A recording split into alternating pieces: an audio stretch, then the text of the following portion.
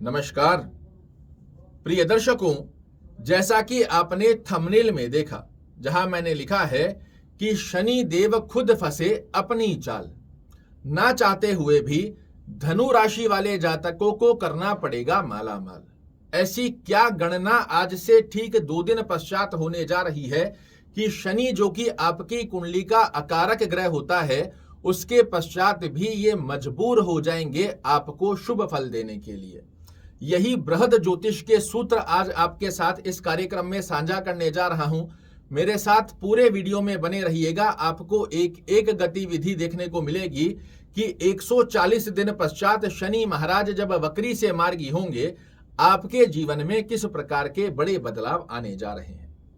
शनि देव आपके धन भाव के स्वामी होते हैं, आपके पराक्रम भाव के स्वामी होते हैं और 140 दिन पश्चात 4 नवंबर को ये वक्री से मार्गी हो जाएंगे। पहली स्थिति में शनि देव स्वराशिस्थ हो रहे हैं, तो पहली गतिविधि क्या हुई, तो मैंने आपको कई पूर्व के कार्यक्रमों में बताया है कि कुंडली का अकारक ग्रह भी यदि अपने घर को देखे या अपने घर में आकर विराजित हो जाए, उस स्थान के ये कभी भी आपको अशुभ फल नहीं देता, क्योंकि खुद के घर में कोई आग आज तक नहीं लगाता आया है। ऐसी स्थिति में पहली अवस्था में शनि महाराज आपको पराक्रम भाव के श्रेष्ठ फल देने की बाध्यता तो स्वयं ही लेने जा रहे हैं। और इस स्थान पर क्या रहेगा, तो पिछले समय में आपके द्वारा जो मेहनत की जा रही थी उसके रिजल्ट नहीं निकल कर आ पा रहे थे, तो इस स्थान पर शनि महाराज वक्री से मार्गी होकर पहली अवस्था का श्रेष्ठ लाभ जो आपके लिए निर्मित होगा, वो क्या होने जा रहा है, तो आपकी मेहनत के रिजल्ट आपको निकाल कर देने की बाध्यता शनि महाराज खुद ही लेने जा रहे हैं। दूसरी स्थिति में छोटे भाई बहनों से संबंधों की अवस्था का योग अगर विच्छेदात्मक स्थिति में बन रहा था, तो यहां पर छोटे भाई बहनों के लिए भी मधुर योगों की स्थिति का योग निर्माण करेंगे शनि देव। तीसरी स्थिति में व्यापारिक यात्राओं में यदि आपको सफलता नहीं मिल रही थी, तो यहां पर आपको व्यापारिक यात्राओं का भी श्रेष्ठ लाभ निकल कर आएगा। अब मैंने आपको बताया कि शनि आपकी कुंडली के मारक ग्रह होते हैं, अकारक ग्रह होते हैं।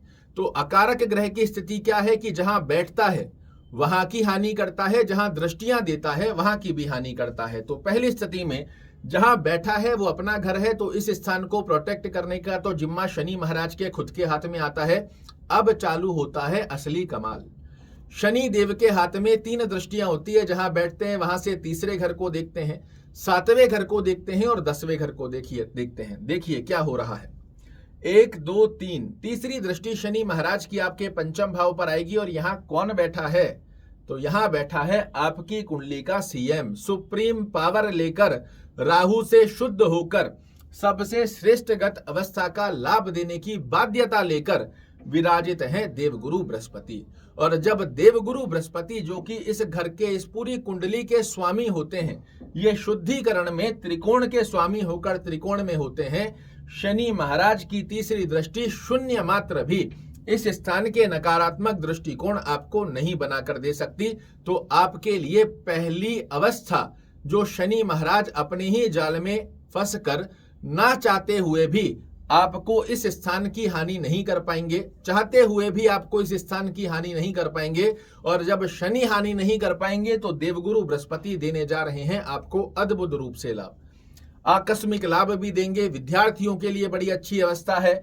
जिन लोगों के पास संतान का भाव है उस स्थिति का श्रेष्ठ लाभ देंगे। पेट से संबंधित समस्याएं समाप्त करेंगे। आपके लिए बुद्धिमत्ता और चातुर्यमता की दक्षता के दम पर आप जीवन में श्रेष्ठ परचम फहराओ, इसका आशीर्वाद देवगुरु बृहस्पति के हाथ से आपको प्राप्त हो रहा है। शनि देव की 7वीं दृष्टि जा रही है आपके भाग्य स्थान पर। इसे समझने का प्रयास कीजिएगा। बड़े आनंद आते हैं जब आप ज्योतिष के सही सूत्रों को जानते हैं। गलत सूत्र तो बताने वाले बहुत से बैठे हैं, सही सूत्रों को जानते हैं कि कोई ग्रह हमारे लिए खराब होता हुआ भी कैसे बाध्य हो जाता है अच्छे फल देने के लिए, और कोई ग्रह अच्छा होता हुआ भी कैसे बाध्य हो जाता है हमारी कुंडली में अशुभ फल देने के लिए। इन गणना को जितना डीपली आप समझोगे, जितने लंबे समय तक आप मेरे साथ बने रहोगे, मैं पूर्ण प्रयास करता हूं कि धीरे धीरे कर सहज शब्दों के अंदर आपके सामने उन सूत्रों को खोलूं जो कोई बताने को तैयार ही नहीं है। यहां से शनि महाराज की आपके ऊपर 7म दृष्टि जाएगी भाग्य स्थान पर, किंतु फिर यहां पर एक बड़ा खेल हो रहा है। और वो क्या है तो त्रिकोण की स्थिति, त्रिकोण का स्वामी त्रिकोण में और त्रिकोण से त्रिकोण के ऊपर दृष्टि, 1 2 3 4 5, देवगुरु बृहस्पति की 5वीं दृष्टि आपके भाग्य स्थान को शुद्ध कर रही है और शनि से कई गुना बलवान यहां पर शनि महाराज माने, माफ कीजिएगा, शनि से कई गुना बलवान यहां देवगुरु बृहस्पति माने जाते हैं। और जहां दृष्टि देंगे उस दृष्टि की शुद्धता के सामने शनि महाराज की नकारात्मकता कुछ भी नहीं कर सकती। और इस स्थिति के आधार पर जो भाग्य का अभाव यहां पर बैठकर शनि महाराज क्रिएट करते हैं, उसे बिल्कुल कैंसिलेशन योग में ले जाकर देवगुरु बृहस्पति भाग्य का साथ आपके लिए जोड़ने जा रहे हैं। जो पिछले समय में काफी प्रयास के पश्चात भी चीजें आपकी बैलेंस में नहीं आ रही थी, भाग्य का अभाव निरंतर आपको अनुभूति करवा रहा था, यहां पर शनि महाराज शून्य मात्र भी आपके भाग्य स्थान को नकारात्मक स्वरूप नहीं दे पाएंगे। वहीं देवगुरु बृहस्पति आपके भाग्य की स्थितियों को बेहद सुंदर करने जा रहे हैं। अब बचती है शनि देव की 10वीं दृष्टि। 7 के बाद 8, 9 और 10 आपके द्वादश भाव पर। द्वादश भाव के ऊपर गुरु महाराज इस स्थान को प्रोटेक्ट नहीं कर पाएंगे, क्योंकि देवगुरु बृहस्पति की 9वीं दृष्टि होती है और शनि की 10वीं दृष्टि। इस स्थान पर ये आपके फिजूल के खर्चों में वृद्धि करेंगे, स्वास्थ्य रूपी योग के खर्चे करवा सकते हैं। कोई कोर्ट कचहरी की स्थिति के अंदर अगर आपके साथ कोई कार्य चल रहा है उसमें डिले करवा सकते हैं, क्योंकि इनका नाम शनि है, ये धीरे स्थितियों का योग बना देते हैं। तो इस स्थान को सिर्फ 4 अवस्थाओं में एक स्थान को हम कैसे प्रोटेक्ट करें, ये भी आपको इसी कार्यक्रम में बताने जा रहा हूं। 3 स्थानों पर तो ये चाहकर भी कुछ नहीं कर पाएंगे। एक स्थिति में खुद को, घर को बचाना इनकी बाध्यता हो गई, और 2 दृष्टियों पर देवगुरु बृहस्पति इनको कुछ नहीं करने देंगे।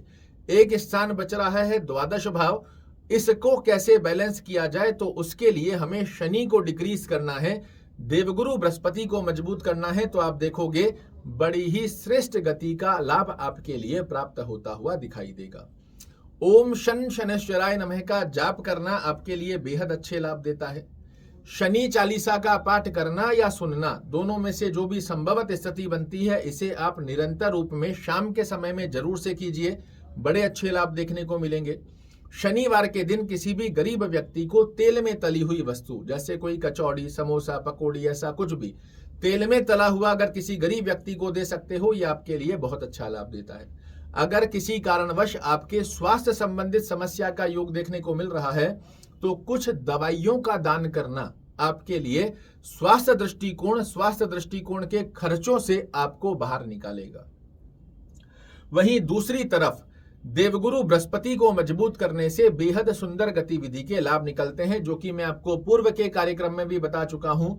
ओम गुरुवे नमः का जाप करना, विष्णु सहस्त्र नाम का पाठ करना, पीली वस्तुओं का सर्वाधिक मात्रा में सेवन करना, और देवगुरु बृहस्पति यदि आपकी कुंडली में एक अच्छे भाव में बने हुए हैं, अर्थात लग्न से 6वें, 8वें, 12वें घर में नहीं है, जहां नंबर 10 लिखा है उस स्थान पर नहीं है, तो आप एक पुखराज पहन सकते हैं, आपके लिए बेहद सुंदर गतिविधि का योग बनकर आता है। वहीं शनिवार को प्रयास कीजिए कि काले और नीले वस्त्र आप धारण ना करें।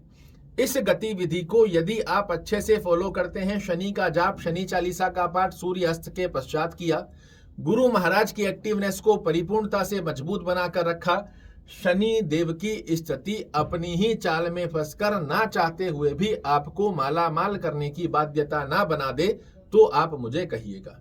आशा करता हूं मेरे द्वारा दी गई ये जानकारी आपको पसंद आएगी। कल फिर से एक नई जानकारी लेकर आपके सामने उपस्थित होऊंगा। तब तक के लिए नमस्कार।